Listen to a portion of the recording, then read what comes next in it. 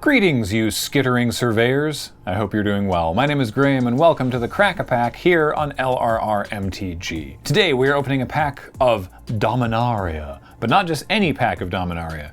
There are two things that are unique about this one. The first is that it was given to us by Voiced Otter and Fuzzy through the mail, and thank you for that. The second thing is that this has a reward inside. It says reward inside with this yellow banner. Now, around here in Canada, they didn't say that because this pack is from New Zealand. And what's up with that? Well, it says reward inside. Then on the back, it explains one unique MTG Arena code per booster.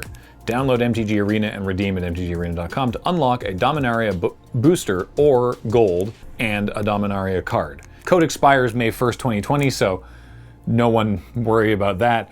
Also, limit 10 per account, no cash value, code valid only in New Zealand. They did an experiment to be like, let's experiment with putting codes for arena stuff into physical booster packs, which seems like a great idea. And normally when stuff like that is getting tested, like for mobile apps, you'll see this happen a lot. You know, they'll do like a beta test iOS release in New Zealand because demographically it is fairly similar. It's similar enough to North America, and it's a small English-speaking population. So, you know, there you go. There's your fun fact for the week that New Zealand gets used to sort of beta test stuff like this. Why they never did this again, I don't know, because that seemed like it would be a really good idea. But I guess New Zealand told them it was a bad plan. So we blame you, I suppose. Sorry, that's the breaks.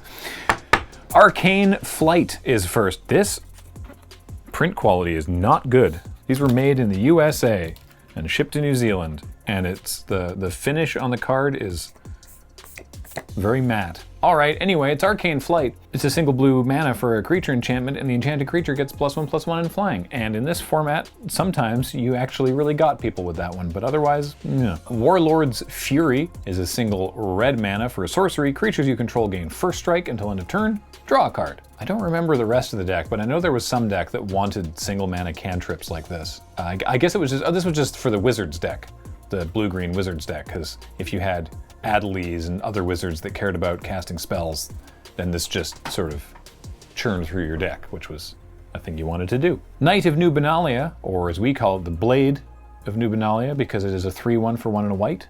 That's it. That's all it does. It's a 3/1 for 1 and a white. Well, it's a knight, actually, and there were cards that cared about knights, so that's nice. The old Feral A-Bomb, 5 and a black for a 5/5 Thrall with Death Touch. When something's a 5/5, it tends to not need Death Touch. But in this format, sometimes you just wanted something to have Death Touch. I don't know if there was actually a lot of Death Touch in this format, or if it was just very good in this format. Anyway, it does seem kind of redundant to put on a 5/5, but this creature was not awful.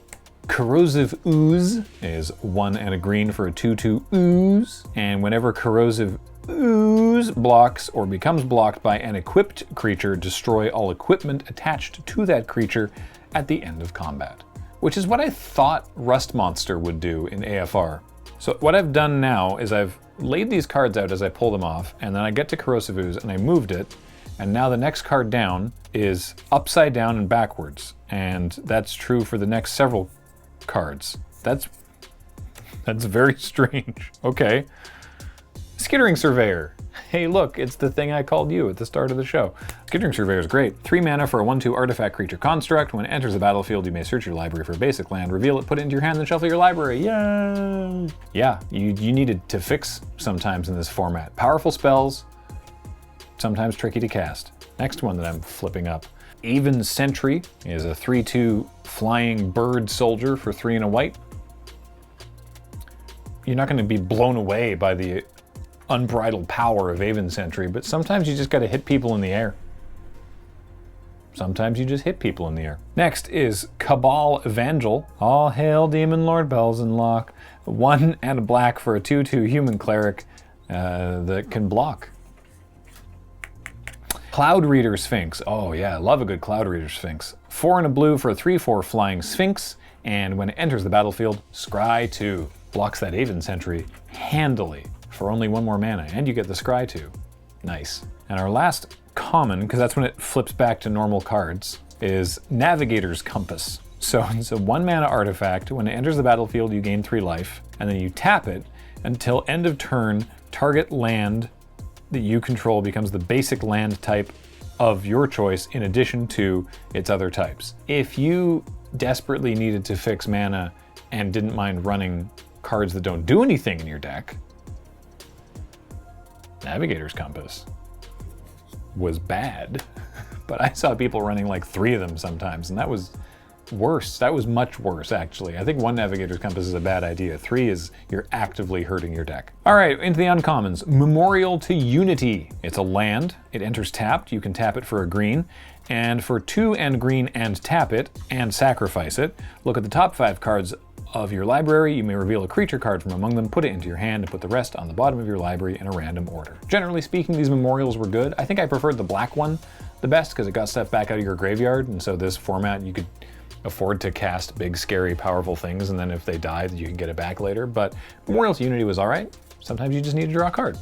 Thorn Elemental is a particularly all right creature as well. It's a 5 green for a 7/7 elemental. You may have Thorn Elemental assign its combat damage as though it weren't blocked. So if they chump it with a Saproling or something, you can just say, well, okay, well, you take 7. Now, you don't get to kill the Saproling at that point, so if they put a whole bunch of creatures in front of it, you might actually want to go, no, we're going to have normal combat damage so that we make this big trade. But you can just go, no, you take 7 and my Thorn Elemental dies. Last uncommon, Sanctum Spirit, 3 and a white for a 3/2 spirit with lifelink, and discard a historic card to give Sanctum Spirit indestructible until end of turn. Now, a reminder what historic cards are. They are artifacts, legendaries, and sagas. And I like this mechanic a lot. I kind of hope they bring it back. I hope there's some sort of, I don't even think it needs to be a return to Dominaria. I think it could just be something else, that another plane that has a lot of internal history. What a cool little sort of subsection of cards, you know, artifacts, legendaries, and sagas. These are all historic, and we're going to do things with that. I thought this was neat. Anyway, Sanctum Spirit was all right. Speaking of legendaries, this was the first set with the new legendary card frame, with the cool, like, not horns, but like the interesting border around legendaries, and I like it. I think it's a good change. And we're seeing it right here with the rare, which is Evra, Halcyon Witness. 4 white for a 4/4 legendary creature avatar with lifelink, and for 4 mana, exchange your life total with Evra Halcyon Witness's power. So you gotta be a little careful with how you do this, but you could, if unopposed, assuming that your opponent is tapped out and doesn't have anything that is on board and you know that you can get away with this, you could attack with Evra as a 4/4, then pay 4 mana and swap your life total, say 20, with Evra. So now you have 4 life and Evra is a 20/20. Hits for 20 with lifelink. Now you're at 24, so you've gained 4 life. Also, that doesn't change. It just stays that way. And then later you could pay it again to exchange it again, and then your life total would go back to 20, but Evra would become a 24/4. It got weird. You kind of just had to kill or deal with Evra basically as quickly as possible. And then there was a mountain and a Saproling with the code, which expired in May and was only valid in New Zealand. But if anyone wants to try Delta X-Ray 7 Tango 6 Charlie 6 9 M, why can I never remember M? Magic the Gathering Unicorn. You can try it. I doubt it'll work, but you know, give it a shot. So this Mike, by the way, it was Mike. I don't know why that took me a second. This pack is worth a whopping 91 cents. Which is, I don't know why Dominaria is, because this is the second pack I think we've opened on Crack-A-Pack, and last time was pretty disappointing as well. So given that we're certainly not drafting for value, I'll just take Evra and be happy with that and draft a good, white-black Knights deck, or not, and have Evra. I mean, seems like a good way of going about it. Evro, again, was often difficult to work around in draft. But that's it for the Crack-A-Pack. Thank you so much, Voiced Otter and Fuzzy, for this New Zealand pack of Dominaria. If you want to send us something, you can do that. You are not obliged to. At our P.O. box, make sure to mark it Attention Crack-A-Pack. And until next time, thank you for watching. Please check out our Patreon at patreon.com/loadingreadyrun. Subscribe to the channel if you haven't. Just being here, commenting, all that stuff, it all helps. So I've been Graham. James is helping out here. Shoutouts to the editors, and we'll talk to you next time on the Crack-A-Pack.